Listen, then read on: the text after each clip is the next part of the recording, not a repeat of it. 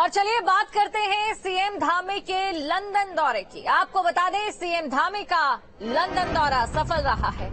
अब तक 19,600 करोड़ के एमओयू साइन किए जा चुके हैं। लंदन दौरे की अगर बात करें तो 1,200 करोड़ के एमओयू साइन हुए हैं। सीएम धामी ने निवेशकों का आभार जताया है। अब देखना ये होगा ये जो एमओयू साइन हुए हैं जमीनी स्तर पर जब उतरते हैं तो कितने लोगों को रोजगार मिलता है, किस तरीके से चीजें रहती हैं। ये बड़ी खबर आपको हम बता रहे हैं। अब तक 19,600 करोड़ के एमओयू साइन किए जा चुके हैं। लंदन दौरा काफी ज्यादा खास रहा और जब सीएम यहां लंदन पहुंचे थे तो कुछ ऐसी तस्वीरें सामने आई जो कि देवभूमि से सीधा जुड़ी हुई लग रही थी। चाहे बात परंपराओं को लेकर करें या वहां के पारंपरिक डांस नाटी को लेकर बात करें। इसके हमको प्रस्ताव प्राप्त हुए हैं और मुझे उम्मीद है कि आने वाले समय में और बड़ी संख्या में और बड़ी मात्रा में हमको निवेश प्राप्त होंगे, क्योंकि अभी हमने शुरुआत की है और बहुत सारे लोगों को जिनको जानकारी नहीं थी वह लोग भी अब संपर्क कर रहे हैं। जिस प्रकार से उत्तराखंड का तेजी से विकास हुआ है और लोगों का आकर्षण बढ़ा है, हमने एक बड़ा लैंड बैंक उत्तराखंड के अंदर बनाया है। कानून व्यवस्था की स्थिति अच्छी है। हमने 27 से भी ज्यादा ऐसे नीतियां हम अमल में लाए हैं जो हमारे निवेशकों के लिए, उद्योग समूह के लिए, उत्तराखंड में निवेश करने वालों के लिए बहुत प्रकार से लाभकारी होने वाली है। धामी का लंदन दौरा रहा सफल। अब तक 19,600 करोड़ के एमओयू साइन। लंदन दौरे में 1,200 करोड़ के एमओयू साइन। सीएम धामी ने निवेशकों का जताया आभार। पहाड़ में सरकार निवेश लाने की कवायद में जुटी है। दिसंबर में होने वाले समिट को लेकर सीएम धामी पुरजोर कोशिश कर रहे हैं। लंदन में 1,200 करोड़ के एमओयू साइन हुए हैं।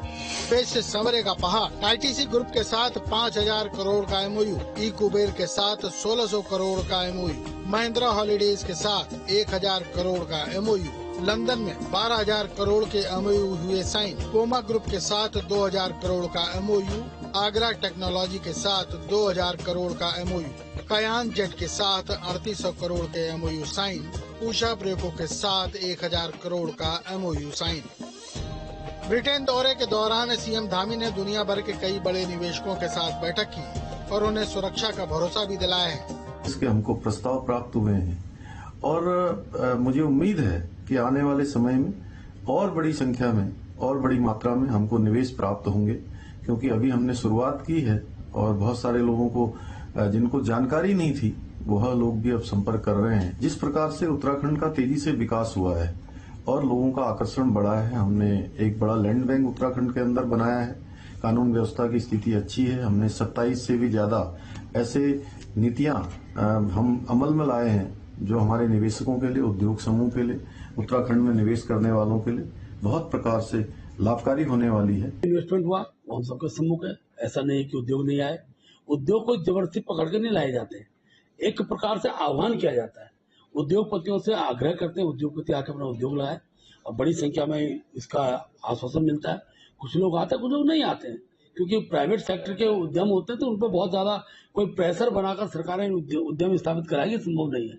और मुझे बताते खुशी है, पुष्कर धामी जी चाहे लंदन हो चाहे भारतवर्ष के अंदर हो, ऐसे नहीं को उद्योगपतियों से आग्रह किया, कुछ से उनके समझौते भी हो चुके हैं। साल दिसंबर में होने वाले समिट को लेकर विपक्ष लगातार बीजेपी पर हमलावर है। पूर्व सीएम हरीश रावत ने सरकार पर निशाना साधा है। पहली जो इन्वेस्टर समिट हुई थी, उस इन्वेस्टर समिट ने हमारी जमीनें छीन ली हमसे। उत्तराखंड के गांव-गांव में इन्वेस्टमेंट आया, हमारी जमीनें बिक गई और बंतरा जैसे रिजॉर्ट्स बन गए हैं जिनमें हमारी संस्कृति भी खतरे में पड़ रही है। अब जितनी बची सकची है ये दूसरे समिट के बाद हे भगवान उसको बचा देना, यही मैं प्रार्थना कर सकता हूँ। पहाड़ में संवारने के लिए उत्तराखंड सरकार हर कोशिश कर रही है। समिट के लिए मुख्यमंत्री ने अभी से निवेश का खाका खींच दिया है। अब वक्त बताएगा कि इस समिट के जरिए कैसे धरातल पर उतारा जाता है। Team news state.